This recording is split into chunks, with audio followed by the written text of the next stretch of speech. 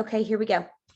Okay, perfect. So would love to start, since tomorrow is Thanksgiving. I know people are probably already in holiday mode, with one thing that you are grateful for in the chat.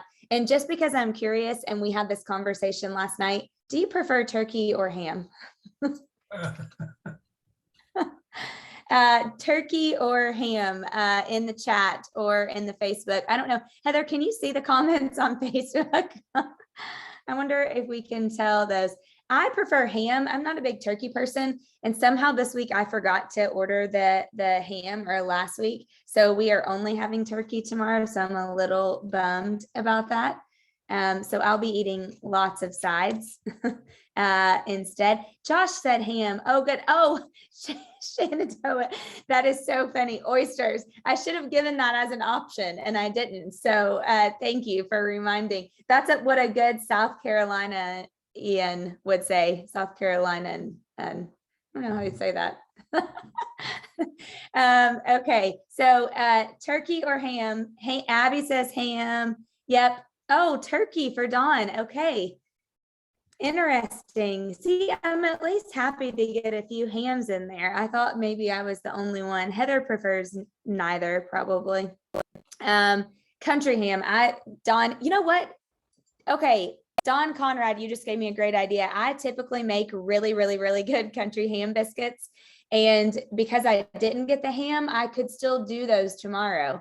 So that's what I'm going to do. So thank you, because I love country ham biscuits. Okay, perfect. Yes, Heather's side item. She has issue with meat on bones, I think, don't you? So not any of that for Heather.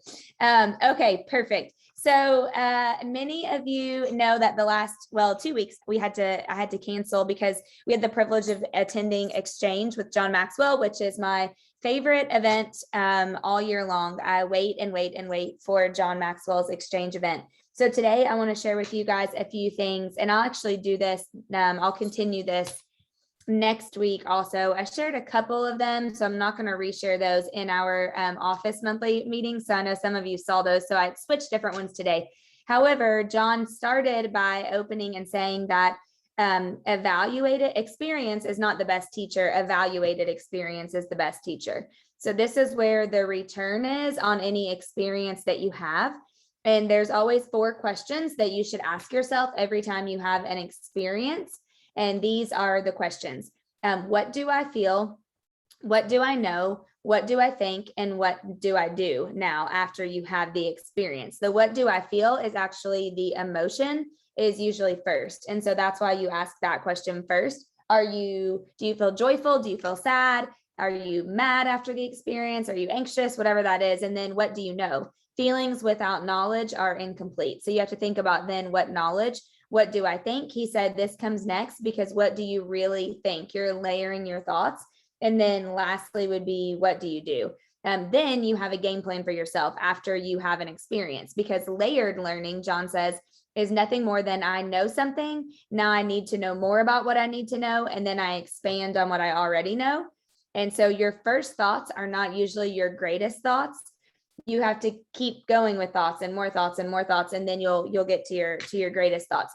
So John every year opens for a whole half of a day with pictures from his year that means something to him, just from his iPhone. He puts them up from his iPad on a screen, and then he shares the lessons that he learned from them. So I'm going to see how many I can get through, and I don't have the text written out, so you guys will have to write it down. I'll give you each lesson and you can write it down, but this is the first picture. And this is actually a picture from the previous year's exchange where Doris Kearns Goodwin was one of our guest speakers.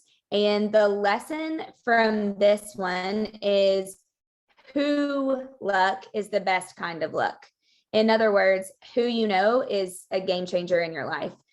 Who luck is actually the best kind of luck. And so John always says with this one that one of the questions that he asks everyone, and he said that this is the one question that's given him the highest return of any other questions that he's asked in his life, is who do you know that I should know? And I just had this conversation yesterday with a top agent out of top real estate agent out of California. And we did a call together, and she is just kind of burnt out on selling real estate. And she's kind of thinking about the next things that she should do. She's had a lot of just events that have happened over the last 2 years that have just got her kind of burnt out. And so she said, what do you think I should do? And I said, you need to talk to other people. You need to go know some people, get out of your circle who have experienced what you're experiencing and who have either stayed in the game or they've gotten out of it and they've gone into a different path.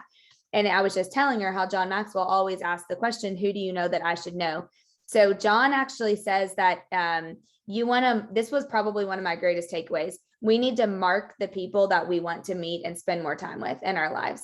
Meaning, like, physically, we need to write their names down. Who are people that you really want to be around more, that maybe you haven't met yet, but that you would like to meet still to this day, that you can learn from and actually mark them down, like write it down, write their names down, tell other people who those people are, because they might be able to be the person that can actually put you in connection with those people.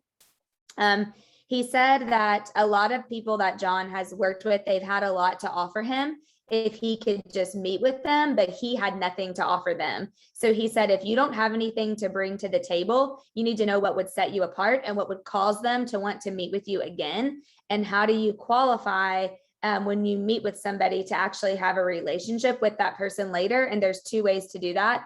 The first is to give them some kind of tangible gift to show gratitude of their time. And he said, remember, sometimes they're going to have a lot more money than you, or they're going to have done a lot more things than you've done. So it doesn't have to be big for them, but it does have to be big for you. So he actually told us the story one time of one of his best friends who's a pastor in Birmingham, Alabama, named Chris Hodges. And Chris Hodges gave John Maxwell a very, very expensive pair of shoes. I always kind of say this wrong. I think it's Ferragamo. I don't know. Correct me if I'm wrong. Somebody who knows men's fancy shoes. But Chris gave those shoes to John, and he said, every day when you put those on, I just want you to think of me and to, say a little prayer for me or something. And so John said that he knew that was John could buy anything he wanted, but he knew that was a big gift for Chris to be able to give to John. So it meant so much more for him. And so the first way is give something tangible to somebody. The second thing, when you want to spend time with somebody who's a big who, is to come prepared for the meeting and give them your best. Preparation on the front end comes with actions. And so John says that when anyone asks him for his time, he knows that they've prepared when they show up with a list of questions. And to him, that means that they're serious about the time together. And they are coming prepared to learn and to take back whatever he says and to actually put it into action. So he says, remember that who luck is the best luck, because those people can typically change your life. When you're with big people, you feel bigger. And when you're with small people, you feel smaller. Would you say that's true? I would say yes. And he said, think about the people that you're around. If you could meet one person that would get you to the next level, who would it be? And to really think about that. And it doesn't have to, it could be business, it could be personal, it could be in your spiritual life, whatever it is, in your health, whatever it is. And then he said, have you actually ever written down their name? And he said, just think about it, because to show them how they changed your life, you need to be able to actually meet with them first, but you have to be intentional. So he said that with that lesson, just become intentional in the things that you would consider luck, and then luck actually becomes a reality. So who luck is the best luck was the lesson for that first picture. Here's the second picture. And before I give you the lesson, I'll tell you what this is. The picture on the left is John's in Guatemala, and he went down there as part of his Change Your World book tour and roundtable sessions that he does. And this guy is a guy named Anderson, and he is in prison. And John went down there to actually meet with the government of Guatemala and to talk about some things that they needed to make change-wise in their government with their prison system. And so this guy, Anderson, actually told his story that morning. And so John said that he had designed a shirt. So let me back up. Hold on. There's a couple of different stories. That morning, when John was walking out of his room, he had on like a really nice cashmere sweater. And he said he just felt something inside of him to change his sweater. So he took off his sweater and he put on his sweater that had the Change Your World logo on it. And he said that he felt like that day he just needed to give the sweater away to somebody. And he said that he could just feel it inside of him. And he told Mark Cole that, who works with him, he said, today I'm going to give this sweater to somebody who really needs it. So he goes that morning and he meets Anderson, and he hears Anderson, this guy right here and on the far right, who's telling his story about being in prison. And he had designed a t-shirt that he wanted to give to John Maxwell. He had no clue what John was going to talk about that day. The t-shirt is what John's holding up in this picture, and it says, "The change and transformation begins in me." And he had no clue that John was going to talk about changing the world or transformation that day. So he designed that shirt in prison and he told the guards that he wanted to meet John Maxwell and that he was going to give John Maxwell that t-shirt. So John came to speak that morning. Anderson, the guy in prison, was there. He asked to meet John. He gave John the t-shirt. John took off his Change the World sweater and gave it to Anderson. And so then Anderson gets up and starts to tell his story. And in the next picture, you can see John in the middle, and that's John crying after he heard Anderson's story. And he knew that that was why he gave him the sweater. So the next picture on the right is actually Anderson now out of prison, and he has on, it's really, really hard to see because I took a picture of this picture, but he has this logo, that's the Change Your World logo. And he's wearing the sweater, the zip up sweater that John gave him. And he said that he wears it every day. So lesson number 2 is seeing lives changed should bring life to you.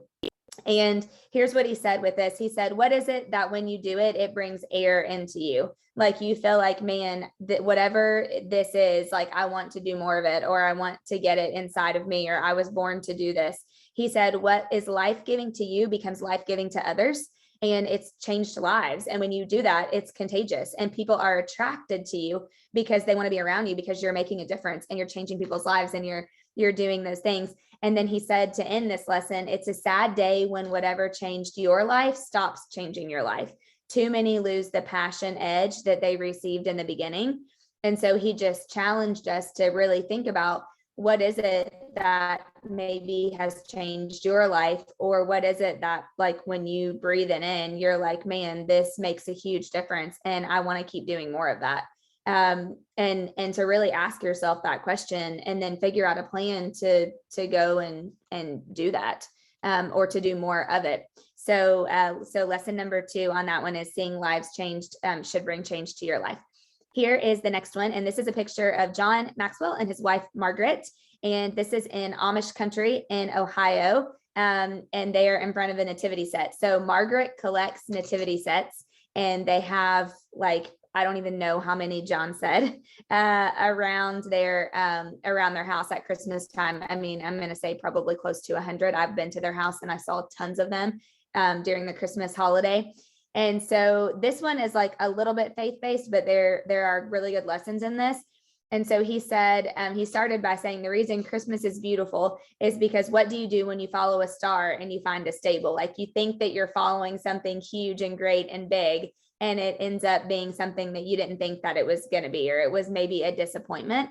And so he said, what do you actually do with your anticipations and your disappointments? Something that you've played out so big that ended up being so plain and so small, and not what you ended up thinking it was going to be. And so lesson number 3 is wise men and women turn disappointments into divine appointments.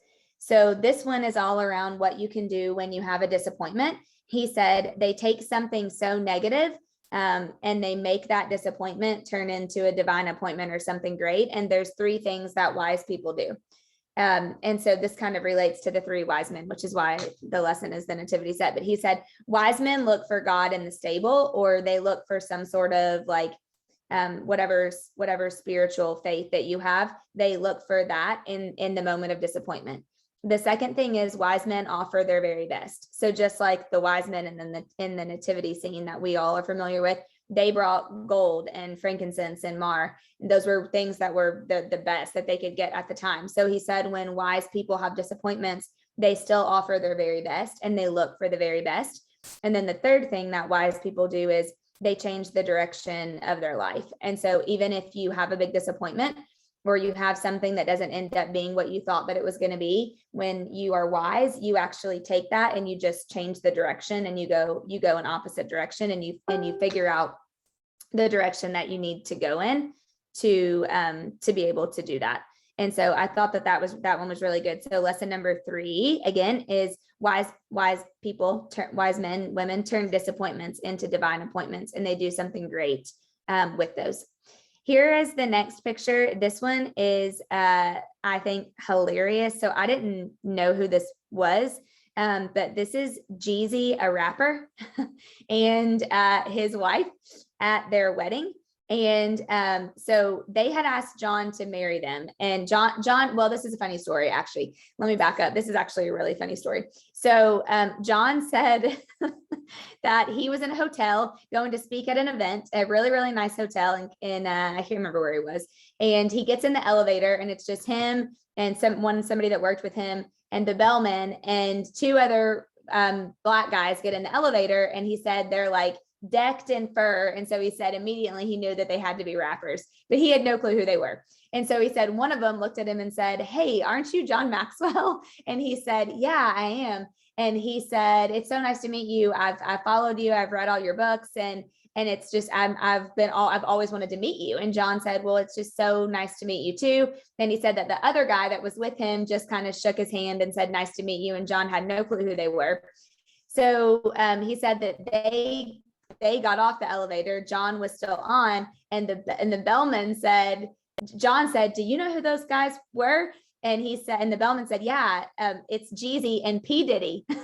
and John said that he said, "P Diddly, who is that?" And the bellman said, "No, P Diddy." And John was like, "Okay, I have no clue who any of those people are." So long story short, Jeezy ends up reaching out to John and saying, "Hey, I really would love to have another conversation with you. I feel like it was divine that we met in the elevator. I've always wanted to meet you." And so long story short, John began to mentor Jeezy, and he has been over the last, I don't know, like few months, I guess, before the wedding. So that he and his wife called John and said, "We want you to marry us."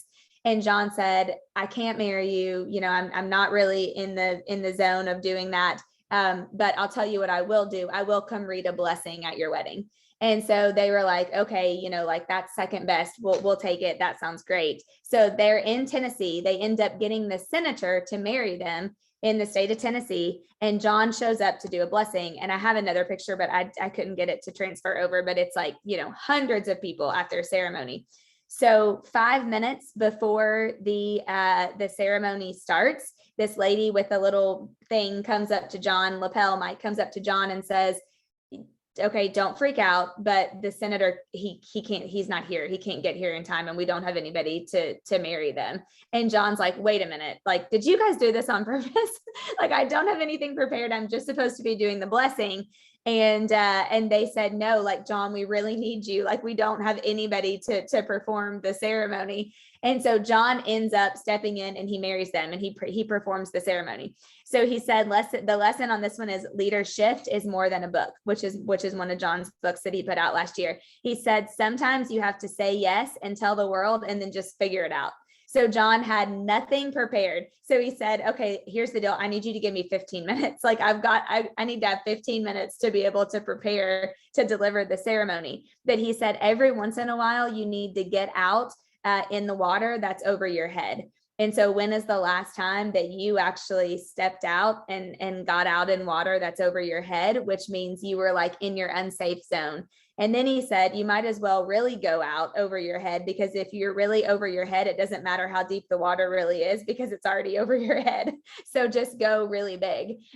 So he said that he was supposed to do the blessing and he ended up doing the wedding, and it was completely out of his comfort zone. And he really didn't know very much about them. He was just there to read a blessing, but he said that he went really far out and it ended up being an amazing thing. And it introduced him into so many other people that John was not connected with in the rap industry, I'm guessing, that now John has the ability to mentor and make a difference in and change their lives. So I thought that was a really, really good one. So this next picture, the lesson is, it's not what happens to me, it's what happens in me. And this is a picture of a guy named Joe who has attended Exchange, the event in Nashville, for 13 years. So he's been with John. I mean, I think this was the 20th anniversary that we just went to. So he's been going for a really long time. So obviously John cares a lot about him and mentors him. And this is a picture of his house that actually caught fire and burnt to the ground. The only thing that survived is this picture on the right, which at Exchange last year during COVID, when John invited us to his home in Palm Beach to do Exchange, his wife painted Margaret as a painter, and she painted this picture. I have this picture. I'm actually getting ready to pull it out because it's with all my Christmas stuff, but she painted, and they gave us a picture, an original painting of Santa Claus that Margaret painted. Every single one of us that attended last year got this picture. And so Joe sent John a text with the picture of his house burnt down and this picture of his wife holding that. And it was the only thing that survived the fire, which is crazy, to be honest. So he said that during the fire, Joe sent this text to John and expressed gratitude and said, "This just made me realize how grateful and thankful I am to have you in my life."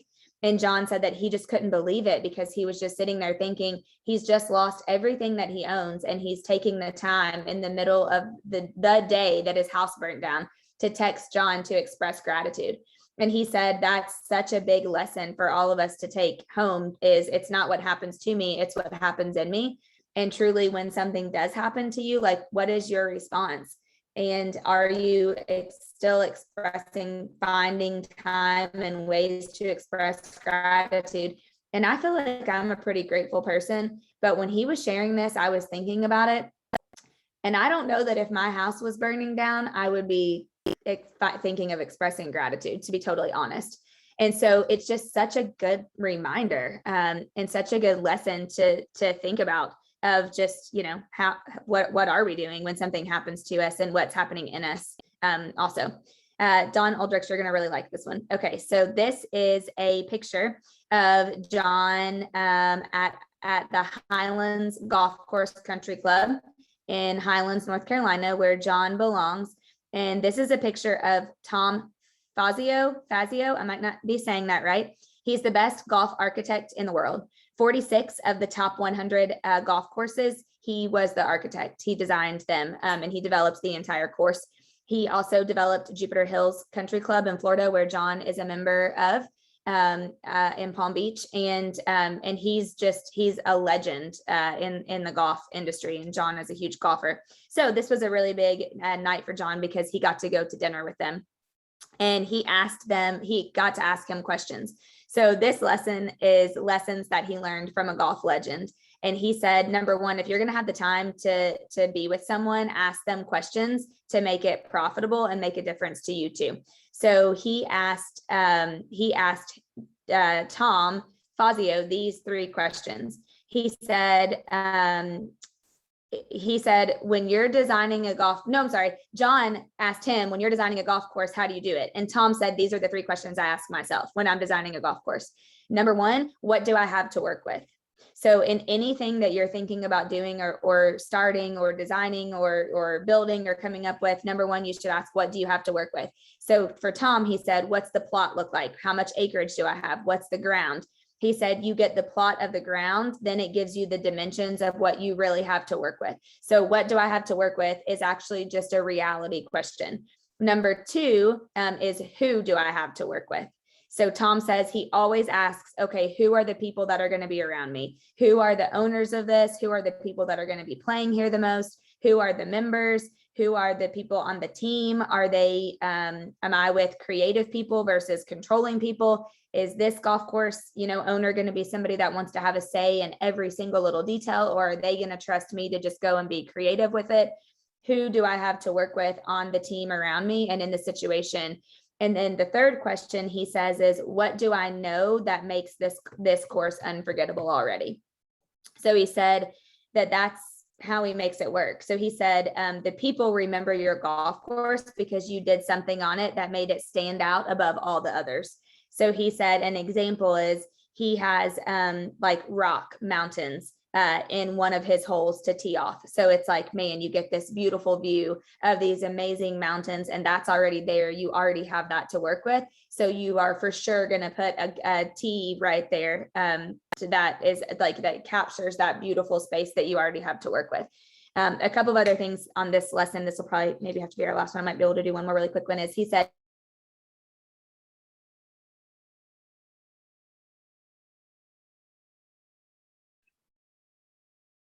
think you froze.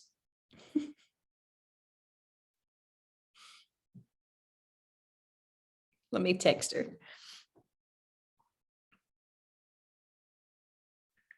Did I freeze? Yeah, you did. Shoot, you're back. Where did I stop? I Do don't you know? remember. Did you hear forgettable is forgettable? No. Okay. So he said forgettable is forgettable. Just remember that. And he said an example of this is Chick-fil-A. The unforgettable service that they give you is unforgettable. The chicken is the chicken, the fast food is the fast food, but the service is unforgettable. So what is it that truly can make you or your business or whatever you're doing unforgettable? And that's what he tries to do with every golf course that he designs, is make it unforgettable. He said, everything that you do, is it forgettable or unforgettable? It's unforgettable because you were intentional to give a little more effort than you usually do. So it typically has to do with intentionality. Always ask yourself, what is it that makes what I'm doing right now an experience that someone would love and go to and want to continue to buy or use over and over and over again? So he said, whatever business you have today, go into next year thinking, how can you make it totally unforgettable? And so many of you know that I pick a word of the year every year, and I'm like, pretty for sure that unforgettable is going to be my word. I want to think about it just a little bit longer, but I think that unforgettable is going to be my word for next year, because that was one that just like totally stood out to me in a really, really big way. Okay. I have 2 minutes and I think I have one more. Yep. Okay. I want to finish this one really fast. So the lesson on this one is, hold on, is good leaders value people and they add value to other people. And so really quickly, this is a picture of the mayor of the Dominican Republic. Her name is Carolina. And John said he's met leaders across the entire world. The one on the left with holding the stick is Carolina. He's met leaders across the entire world. And he said she's got to be one of the top 5 most dynamic leaders that he's ever met. He said he went to meet with her to talk about Change Your World in Dominican Republic. And as they walked, the people were coming up to her as they were walking through the streets because they just loved her so much. And this in the middle is a street cleaner. Obviously, the Dominican is very, parts of it are very poverty stricken. And so their streets can be really, really dirty. So they employ a lot of street cleaners. And so he said that this street cleaner came up to her, and the city had bought all of the street cleaners outfits to make them feel more valuable and to let them know how important their job was to them. And so this lady in the middle came up to her, and John said she just rushed up and gave her this big hug and said, I just want to thank you so much for my outfit. She said, I take it home every day and wash it because it's the only nice outfit that I actually own. And John said he was just totally blown away. And he just said people just kept running up to her all day long when they were touring the area because they love her because she just values them so much and they can feel how much she values them. So he said, remember, good leaders value people and they add value to them every day. And if you stop loving your people, then you need to let them go and you need to stop leading them, because great leaders actually love and value their people every single day. And I just thought that was such a good lesson. And actually that's a really good one to end on, and we'll do more next week. But just hope do you guys like those? Do you want to do you like to hear? Okay. Yes, me too, Rochelle. I know that's my whole favorite part. Don said yes too. Okay, guys, thanks for hopping on. Thanks for everyone watching on Facebook. I hope you have a wonderful Thanksgiving and you get to relax and rest a little. See you guys next week. Thank you. Bye.